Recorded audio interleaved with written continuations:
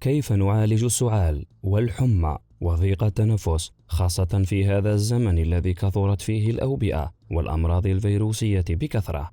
ما هي الوصفات الطبيعية لحماية أجسامنا من خطر هذه الأوبئة والفيروسات؟ وما هي الطريقة المثلى لوقف السعال الطويل وألم الصدر وطرد البلغم؟ السعال رد فعل طبيعي يحمي رئتيك من خلال إزالة مهيجات الرئة من الشعب الهوائية لمنع إصابتك بالعدوى. السعال الموسمي علامة على جودة النظام المناعي، لكن السعال المستمر قد يكون أيضا علامة على حالة مرضية أو عدوى كامنة مثل البرد والإنفلونزا. قد يسبب السعال طويل المدى أعراضا جانبية غير مرغوب فيها، مثل ألم الصدر والإرهاق والدوار والحمى ونقص التحكم في المثانة. أيضا قد يعرقل السعال النوم والعلاقات الاجتماعية والعمل.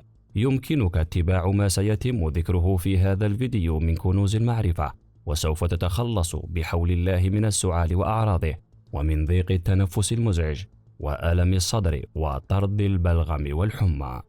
أولا، تناول الثوم. الثوم له خواص مضادة للفيروسات والالتهاب، يقلل وبنسبة كبيرة من التهاب الحلق والقنوات الأنفية، كما أنه غني بمضادات الأكسدة التي تساعد على تحفيز المناعة ضد العدوى، مثل فيتامين B6 وفيتامين ج وعنصر المنغنيز. يحتوي الثوم على إنزيم الكبريتيك المعروف باسم الإيلين، والذي يساعد على حمايتك من الفيروسات. أفضل طريقة لتناول الثوم هي مضغ الفصوص النيئة حتى تفرز مادة الإيلين. اطحن الثوم على مقدار ملعقة كبيرة من العسل أو زيت الزيتون لجعله أكثر قابلية للأكل.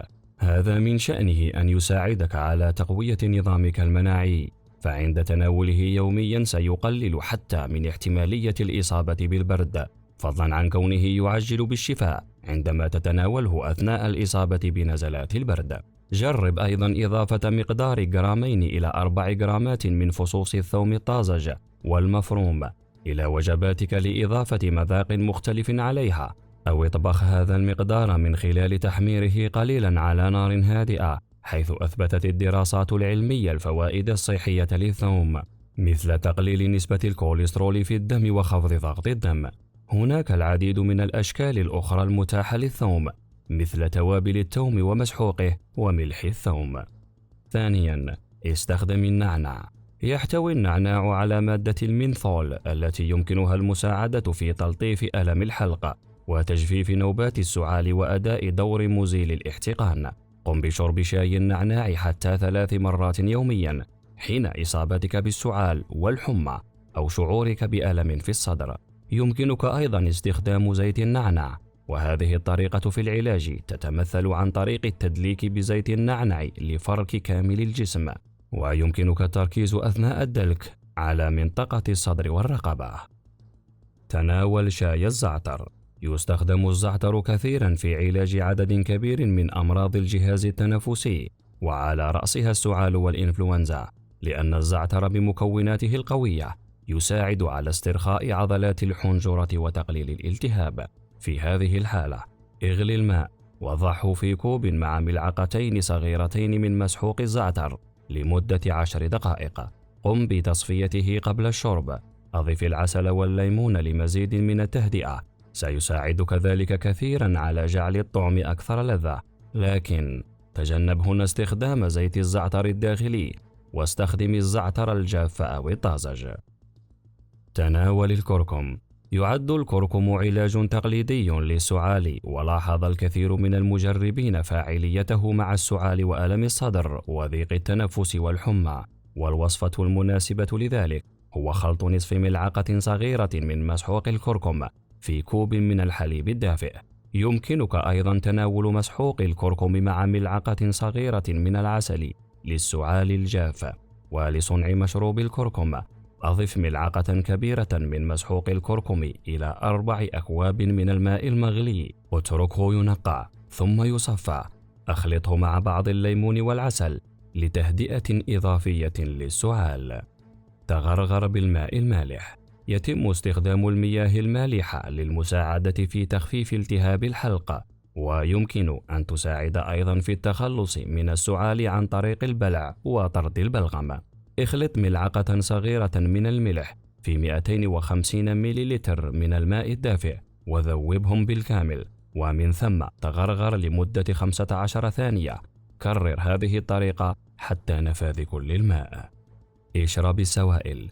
يعد شرب الماء مهم للسعال الرطب والجاف على حد سواء. تساعد السوائل على تقليل المخاط التي تقطر في الحلق وتسبب السعال. تعد كل المشروبات جيدة ما عدا المشروبات التي تحتوي على الكافيين، لأنها ستشعرك بالجفاف وستهيج الحلق. تناول ما يعادل 250 مليلتر كوب من الماء يوميا على الأقل إذا كنت تعاني من السعال.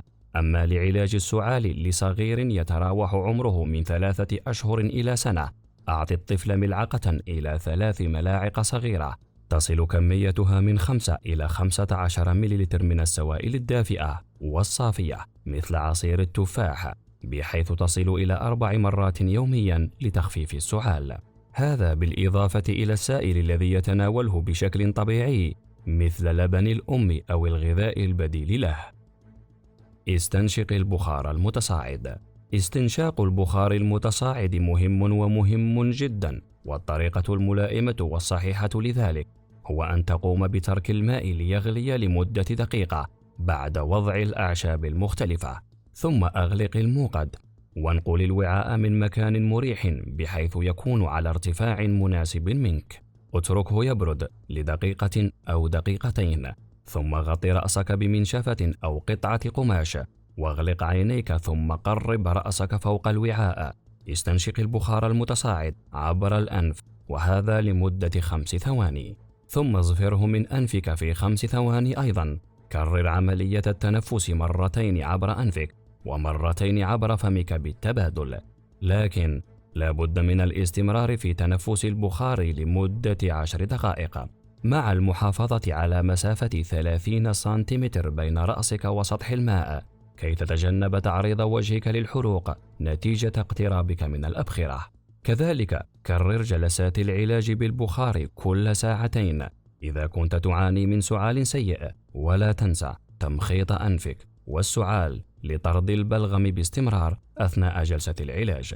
أضف حفنة من الفلفل الأسود أو الفلفل الحار إذا لم تحصل على النتائج المرضية، لكن عزيزي المشاهد تجنب إضافة كمية زائدة لتتجنب تهيج أنسجتك. وأخيرا، حاول أن تسعل عقب جلسة العلاج بالبخار. جرب السعال بعد العلاج بالبخار من أجل طرد البلغم، وذلك في حالة لم تسعل بعد. ولا تحاول بلع البلغم مجددا بعد السعال، بل ابصقه في منديل أو في الحوض، وستتفاجأ بالنتيجة، لأن الوصفات التي ذكرناها لكم أعزائنا المتابعين في هذا الفيديو هي مجربة وفعالة وناجحة، والشفاء بيد الله. أتمنى متابعين الأفاضل أن يكون الفيديو قد نال إعجابكم ورضاكم. شاركوه مع أصدقائكم لتعم الفائدة، ولا تنسوا الضغط على زر الإعجاب. تمنياتي لكم بدوام الصحة والعافية. دمتم لنا أوفياء، والسلام عليكم ورحمة الله وبركاته.